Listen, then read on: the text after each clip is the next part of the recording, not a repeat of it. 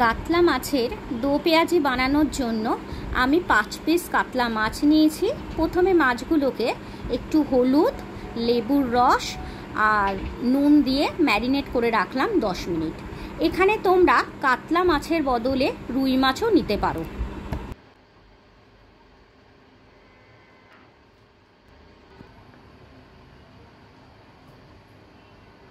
এবার কড়াটা গরম করে কিছু পরিমাণ সর্ষের তেল দিয়ে আবার তেলটা গরম করে নিলাম, আর মাছগুলোকে একটু লালচে লালচে করে বাদামি রং করে ভেজে নেব।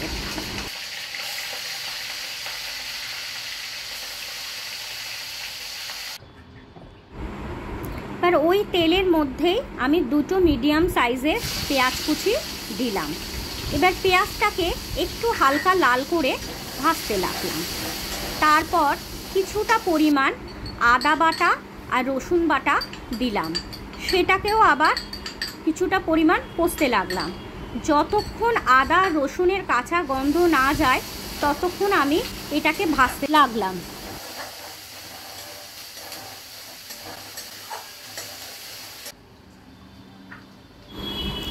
এবার একটু টমেটো পিউরি আমি ওটার মধ্যে দিয়ে দিলাম, আর সাথে সামান্য পরিমাণ মতো নুন দিয়ে আবার খানিকটা কষতে লাগলাম।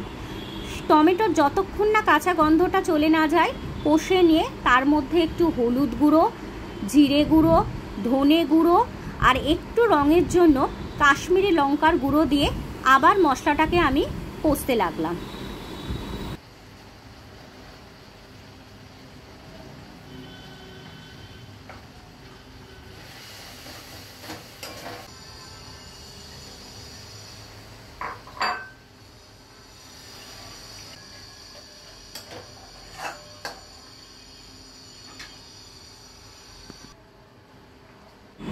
মশলাটা লেগে যাচ্ছিল, তাই আমি অল্প পরিমাণ জল দিয়ে কষতে লাগলাম। তারপরে আমি পরিমাণ মতো আমার জল দিলাম, দিয়ে জল ফুটে উঠলে মাছগুলো দিয়ে দিলাম, আর কিছু চৌকো চৌকো করে পেঁয়াজ আর টমেটো কেটে রেখেছিলাম সেগুলো দিয়ে দিলাম, আর সঙ্গে দিলাম 2টো চেরা কাঁচা লঙ্কা। তোমরা বন্ধুরা যার যেমন গ্রেভি লাগবে সেরকম পরিমাণে জলটা দিতে হবে।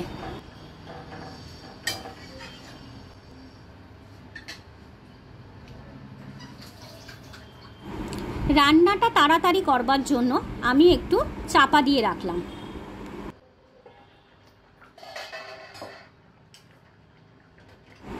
এবার নুন ঝাল সব ঠিকঠাক আছে কিনা দেখে নেওয়ার পর একটু গুঁড়ো গরম মশলা আর ধনে পাতা কুচি ওপর থেকে গার্নিশ করবার জন্য ছড়িয়ে দিলাম। এবার গরম গরম ভাতের সাথে কাতলা মাছের দো পেঁয়াজি সার্ভ করব। রান্নাটা যদি তোমাদের ভালো লেগে থাকে প্লিজ একটা লাইক, কমেন্ট, শেয়ার আর সাবস্ক্রাইব করে দিও।